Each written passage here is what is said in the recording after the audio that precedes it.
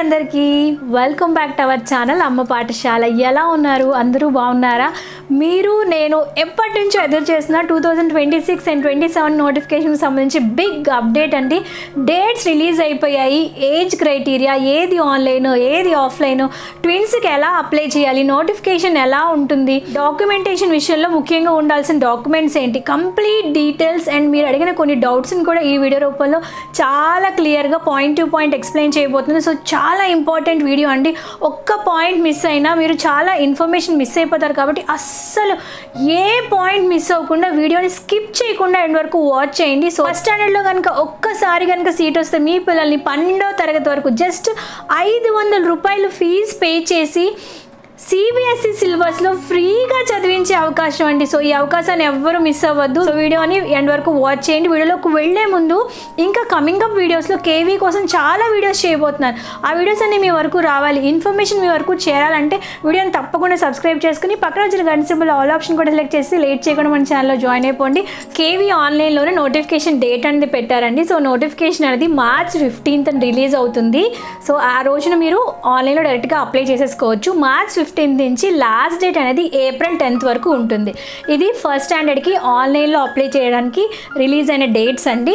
Once notification కనుక కంప్లీట్గా మనకి రిలీజ్ అయిపోయాక ఇంకా డీటెయిల్స్ అందులో మనకి అవైలబుల్గా ఉంటాయి. సో వన్స్ నోటిఫికేషన్ రిలీజ్ అయిపోయాక మీకు కంప్లీట్గా డీటెయిల్గా ఎక్స్ప్లెయిన్ చేస్తాను.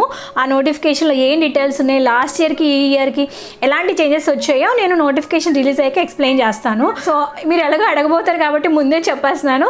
ఈరోజు ఈ వీడియో నేను వేసుకున్న శారీ మీషోలో ఆర్డర్ చేశాను. నాకైతే చాలా బాగా నచ్చేసింది. కంప్లీట్గా బ్లాక్ శారీ అండి. బ్లాక్ మీద మీరు చూసినట్లుగా యాప్లిక్ వర్క్తో పెద్ద పెద్ద ఫ్లవర్స్ అనేవి వస్తాయన్నమాట. శారీ అంతా ఇలాగా కట్ వర్క్ డిజైన్తో పాటు వచ్చింది. సేమ్ మ్యాచింగ్ అయ్యి బ్లౌజ్ ప్రొవైడ్ చేసేసారు. ఇది శారీతో పాటు ఇచ్చిన బ్లౌజ్ అనమాట. ప్రైస్ కూడా చాలా రీజనబుల్ ప్రైస్ అని, చాలా జార్జెట్ ఫ్యాబ్రిక్ అండి, చాలా సాఫ్ట్గా ఉంది. లింక్ డిస్క్రిప్షన్ బాక్స్లో ఇస్తాను, చెక్ చేసేయండి. ఎలాగో మీరు అడుగుతారు కాబట్టి ముందే డీటెయిల్స్ చెప్పేస్తున్నాను. So coming to the point, లో మనకి రిజల్ట్స్ అనేవి అనౌన్స్ చేయొచ్చు. సో ఫస్ట్ స్టాండర్డ్ నోటిఫికేషన్ పడిన విత్ ఇన్ 1 monthలోనే మనకి సెకండ్ స్టాండర్డ్ నుంచి 9th స్టాండర్డ్ వరకు నోటిఫికేషన్ రిలీజ్ అవుతుంది. సెకండ్ స్టాండర్డ్ నుంచి 9th స్టాండర్డ్ వరకు నోటిఫికేషన్ అనేది ఆఫ్లైన్ నోటిఫికేషన్ ఉంటుంది. అంటే స్కూల్లోనే నోటిఫికేషన్ బోర్డులో మీకు నోటిఫికేషన్ అనేది పెడతారు. సెకండ్ క్లాస్ నుంచి 9th క్లాస్ వరకు అప్లై చేయాలంటే 100 సీట్లు అనేవి ఉండవండి. ఒకవేళ ఆ క్లాస్లో వాళ్ళు ఎవరైనా ట్రాన్స్ఫర్ అయిపోయినా, మానేసినా, లేదు అంటే ఆ పొజిషన్లో సీట్ ఖాళీగా ఉన్న, ఫర్ ఎగ్జాంపుల్ మీరు హైదరాబాద్లో ఉంటున్నారు, మీ పిల్లల్ని 3rd స్టాండర్డ్లో జాయిన్ చేద్దాం అనుకుంటున్నారు. హైదరాబాద్లో ఉన్న కేవీలో ఉన్న 3rd స్టాండర్డ్లో ఉన్న క్యాస్ట్ కేటగిరీలో మీ పిల్లలకి సేమ్ సీట్ కనుక వేకెంట్ ఉంటే అప్పుడు మీరు అప్లై చేసుకోవడానికి ఎలిజిబిలిటీ ఉంటుందన్నమాట. ఎన్ని వేకెన్సీ ఉంటాయి చెప్పండి? మహా అయితే 1, 2, అంతకుమించి ఎక్కువ ఉండవు.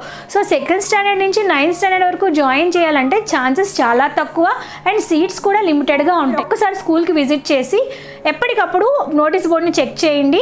అలాగే ఆఫీస్లో కూడా అడగండి ఏమైనా వేకెన్సీ ఉన్నాయా అని చెప్పి. నోటీస్ బోర్డులో క్లియర్గా ఏ క్లాస్కి ఎన్ని వేకెన్సీస్ ఉన్నాయని చెప్పి క్లియర్గా నోటీస్ బోర్డులో మెన్షన్ చేయడం జరుగుతుంది. ఇప్పుడు ఫస్ట్ క్లాస్కి కావాల్సిన ఏజ్ క్రైటీరియా 2026 to 27కి మాట్లాడుకుందాం. 6 to 7 years మధ్యలో ఉండాలి.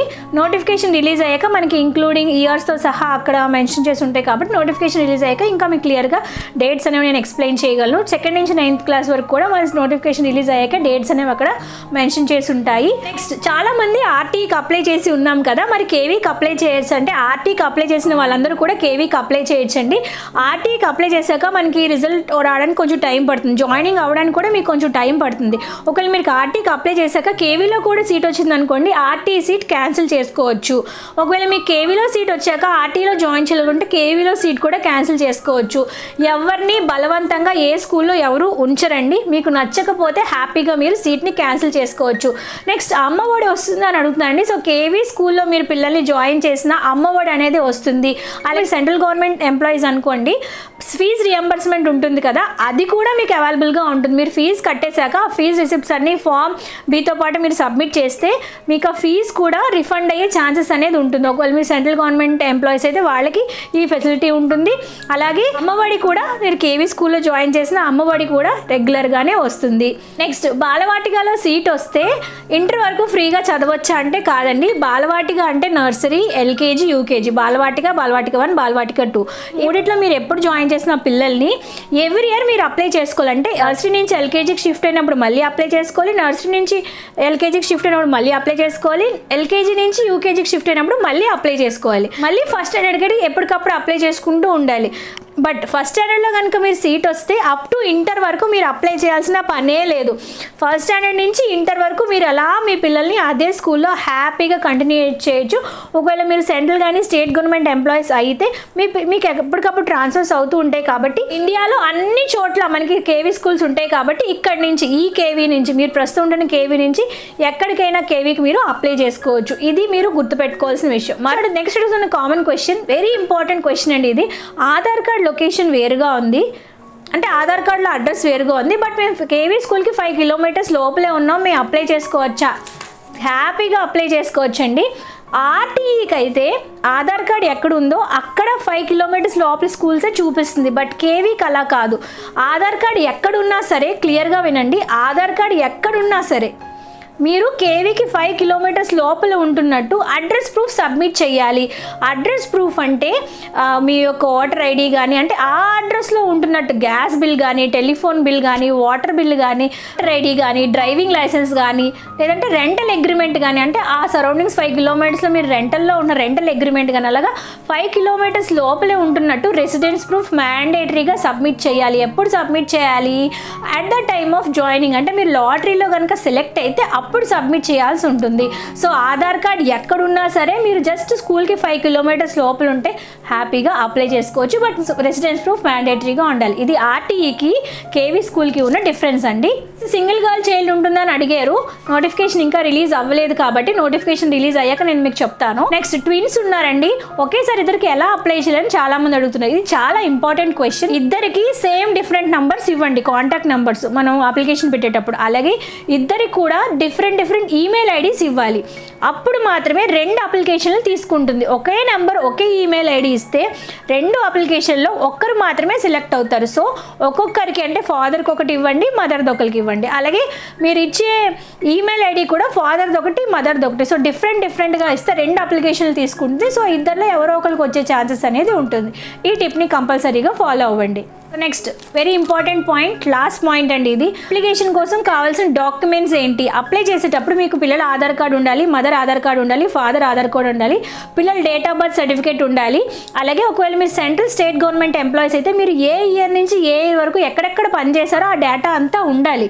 అది అప్లికేషన్ అప్పుడు అది అడుగుతుంది, ఎక్కడి నుంచి ఏ ఇయర్ నుంచి ఎక్కడికెక్కడ పనిచేశారు. ఒకవేళ మదర్ ఎంప్లాయీ అయినా ఫాదర్ ఎంప్లాయీస్ అయినా డీటెయిల్స్ అన్ని మీరు సబ్మిట్ చేయాల్సి ఉంటుంది. అలాగే పిల్లల యొక్క ఫోటో ఉండాలి. సేమ్ ఆఫ్ అప్లికేషన్ అప్పుడు మీకు కావాల్సిన డాక్యుమెంట్స్, ఒకవేళ మీరు లాటరీలో సెలెక్ట్ అయ్యారు అప్పుడు కావాల్సిన డాక్యుమెంట్స్ ఏంటంటే, ఒకవేళ మీరు ఓబీసీకి చెందితే, అంటే బీసీఏ, బీసీబీ, బీసీడీ, బీసీఈ ఏ వర్గానికి చెందిన మీరు బీసీ వాళ్ళకైతే మీకు క్యాస్ట్ సర్టిఫికేట్తో పాటు ఎక్స్ట్రాగా ఓబీసీ సర్టిఫికేట్ అనేది ఉంటుంది. ఆ ఓబీసీ సర్టిఫికేట్లో మీరు క్రీమీ లేయర్లోకి వస్తారా, నాన్ క్రీమీ లేయర్లోకి వస్తారా అని ఇన్ఫర్మేషన్ ఉంటుంది. అది పిల్లల పేరు మీద, అంటే ఫస్ట్ జెస్లిన్ డాటర్ ఆఫ్ వాళ్ళ నాన్నగారి పేరు ఉంటుంది. అంటే వాళ్ళ నాన్నగారి డిక్లరేషన్ మీద పిల్లలకి ఓబీసీ సర్టిఫికేట్ ఇస్తారు. ఈ ఓబీసీ సర్టిఫికేట్ అనేది సచివాలయంలో ఇస్తారు. ఫాదర్ యొక్క డేటా, ఫాదర్ యొక్క క్యాస్ట్ సర్టిఫికేట్, ఫాదర్ యొక్క ఆధార్ కార్డ్ కనుక సబ్మిట్ చేస్తే సచివాలయంలో పిల్లల పేరు మీద ఓబీసీ సర్టిఫికేట్ ఇస్తారు. ఇది మ్యాండేటరీగా, ఈవెన్ మీరు ఎంప్లాయీస్ అయినా సరే మీకు ఓబీసీ సర్టిఫికేట్ మ్యాండేటరీగా ఉండాలి. అలాగే ఎస్సీ ఎస్టీ వాళ్ళకి క్యాస్ట్ సర్టిఫికేట్ ఉండాలి, ఓసీ వాళ్ళకి కూడా క్యాస్ట్ సర్టిఫికేట్ ఉండాలి. ఓసీ వాళ్ళకి ఈడబ్ల్యూఎస్లో ఉంటున్నట్టు, ఎకనామికల్ వీకర్ సెక్షన్లో ఉంటున్నట్టు ఇన్కమ్ సర్టిఫికేట్ మ్యాండేటరీగా ఉండాలి. ఇలా మీరు ఆధార్ కార్డ్ ఎక్కడ ఉంది, లోకల్ ప్రూఫ్ సబ్మిట్ చేయాలంటే లోకల్ అడ్రస్ ప్రూఫ్ ఇంతకుముందు చెప్పినట్టు వాటర్ బిల్ కానీ, ఎలక్ట్రిసిటీ బిల్ కానీ, గ్యాస్ బిల్ కానీ, ఐడి కార్డ్స్, రేషన్ కార్డు కానీ, దీని మీద మెన్షన్ చేసిన ఐడి కార్డ్స్ ఏమన్నా సరే లోకల్ ప్రూఫ్ కింద మీరు సబ్మిట్ చేయాల్సి ఉంటుంది. ఎంప్లాయీస్ అయితే సర్వీస్ సర్టిఫికేట్ సబ్మిట్ చేయాలి. మీరు స్టేట్ గవర్నమెంట్కి చెందుతారా, సెంట్రల్ గవర్నమెంట్కి చెందుతారా. దీంతో పాటు 7 years ట్రాన్స్ఫర్ సర్టిఫికేట్స్, అంటే బిఫోర్ 7 years ఎక్కడెక్కడ పనిచేశారో ఆ 7 years ట్రాన్స్ఫర్ సర్టిఫికేట్ ఒకటి ఉంటుంది. అది మీరు ప్రిపేర్ చేసుకోవాలి. మేము మా పాప కోసం ప్రిపేర్ చేసిన ట్రాన్స్ఫర్ సర్టిఫికేట్ ఇక్కడ పెడతాను చూడండి. సో అలాగా ఒక ట్రాన్స్ఫర్ సర్టిఫికేట్ మీరు సెక్షన్లో అడిగితే ఇస్తారు, డిపార్ట్మెంట్లో అడిగితే ఇస్తారు. సో ఒక ట్రాన్స్ఫర్ సర్టిఫికేట్, ఇది స్టేట్ అండ్ సెంట్రల్ గవర్నమెంట్ ఎంప్లాయీస్కి ట్రాన్స్ఫర్ సర్టిఫికేట్ మ్యాండేటరీగా ఉండాలి. ఇవి కంపల్సరీగా ఉండాల్సిన documents at the time of joining. ఇందులో ఏ ఒక్క డాక్యుమెంట్ మిస్ అయినా మీ సీట్ క్యాన్సిల్ అవుతుంది. కాబట్టి అప్లికేషన్ ప్రాసెస్ చేసేటప్పుడు చాలా జాగ్రత్తగా చేయండి, తప్పులు ఏమీ చేయొద్దు. ఎందుకంటే ఒకసారి ఎడిటింగ్ ఆప్షన్ మనకు ఉండకపోవచ్చు. అట్ ద సేమ్ టైం మీరు అప్లికేషన్ తర్వాత ఇచ్చినప్పుడు డాక్యుమెంట్స్ కూడా చాలా జాగ్రత్తగా సబ్మిట్ చేయండి. డాక్యుమెంటేషన్లో కూడా ఎటువంటి తప్పులు లేకుండా చూసుకోండి. పిల్లల పేర్లు కానీ, ఇంటి పేరు కానీ, డేట్ ఆఫ్ బర్త్స్ కానీ ఏవి తప్పులు లేకుండా చాలా జాగ్రత్తగా చూసుకోండి.